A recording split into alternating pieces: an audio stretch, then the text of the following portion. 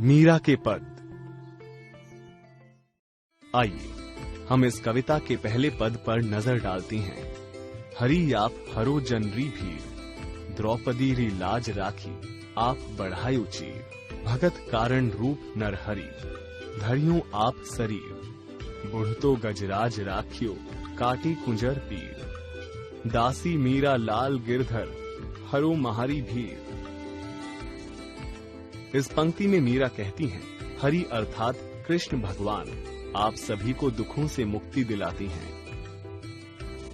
इस पद की दूसरी पंक्ति में मीरा बता रही हैं कि जब दुशासन द्रौपदी की साड़ी खींचकर उनको लज्जित कर रहा था, तभी आपने साड़ी को अंतहीन बनाकर उनकी लाज की रक्षा की थी। अगली पंक्ति में मीरा ने बताया है कि जब भक्त प्रहलाद पर संकट पड़ा, तब आपने नरहरि रूप लिया। इस अवतार में आपने आधा मनुष्य और आधा सिंह का स्वरूप लिया और भक्त प्रहलाद के जीवन की रक्षा की। पद की चौथी पंक्ति में मीरा जी ने कहा है कि जब गजराज ऐरावत का पैर मगरमच्छ ने पकड़ लिया था, तब भगवान ने मगरमच्छ को मारकर ऐरावत को डूबने से बचाया था। इस पद की आखिरी पंक्ति में मीरा हरि यानी कृष्ण से प्रार्थना करती हैं कि आपने इतनों की व्यथा को दूर किया है। मीरा कहती हैं कि वे भी कृष्ण की दासी हैं और भगवान कृष्ण उनका भी दुख दूर करें। इस पद में मीरा अपने आराध्य भगवान कृष्ण का आह्वान करती हैं। वे भगवान कृष्ण को याद दिलाती हैं कि कैसे उन्होंने अलग अलग अवसरों पर अपने भक्तों को कठिन परिस्थितियों से बचाया था। आइए अब हम दूसरे पद पर ध्यान दें।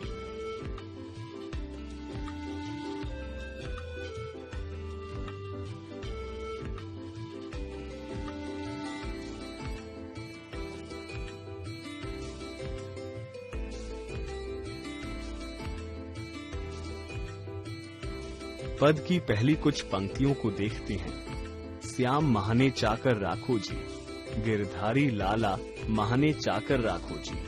चाकर रहस्यों बाग लगास्यू, नित उठ दर्शन पास्यू। बिंद्रावन री कुंज गली में, गोविंद लीला गास्यू। चाकरी में दर्शन पास्यू, सुमरण पास्यू खर्ची। भाव भक्ति जागीरी पास्यू, तीनों बातां सरसी। इस पद की पहली एवं दूसरी पंक्तियों में मीरा कहती हैं कि श्याम मुझे अपना नौकर रख लीजिए। दूसरी पंक्ति में कृष्ण को अलग अलग नामों से संबोधित किया है। अगली पंक्ति में मीरा ने नौकर बनने की इच्छा के पीछे छुपे रहस्य को बताया है कि वे कृष्ण की नौकर बनके कृष्ण के लिए सुंदर सा बगीचा लगाएंगी और जब कृष्ण सुबह वहां घूमने आएंगे तो वो उनके दर्शन पाएंगी।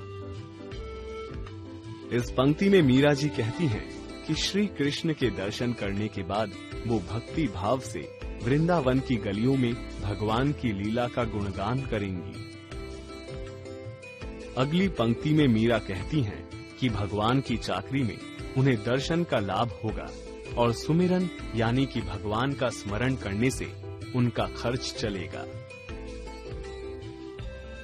अगली पंक्ति में मीरा कहती हैं कि इसके अलावा उनको भाव और भक्ति की जागीर भी मिलेगी। दर्शन, भाव और भक्ति ये तीनों मीरा को बहुत अच्छे लगते हैं। पद की अगली पंक्तियां हैं। मोर मुगट पीतांबर सोहे, गल वैजंती माला। बिंद्रावन में धीनु चरावे, मोहन मुरली बाला। ऊंचा ऊंचा महल बनाव, बीच बीच राखूं बारी। सावरियारा दर्शन पास्यू, पहर कुसुम्बी साड़ी।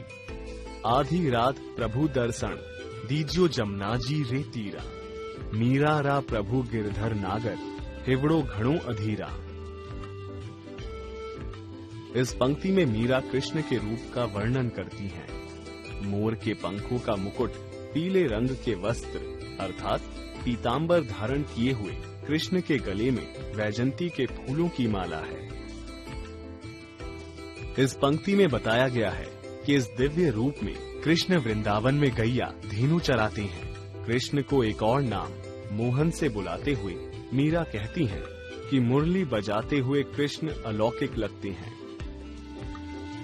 इस पंक्ति में मीरा साज सज्जा के साथ अपने सावरिया का दर्शन करने की बात करती हैं।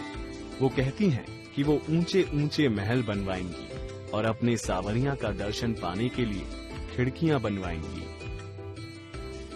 इस पंक्ति में मीरा भक्ति की चरम सीमा को लांघते हुए कहती हैं कि वो कुसुम्बी साड़ी यानी लाल रंग की साड़ी पहन करके श्री कृष्ण के दर्शन करेंगी। इससे ये पता चलता है कि मीरा भगवान कृष्ण को ही अपना प्रेमी मानती हैं।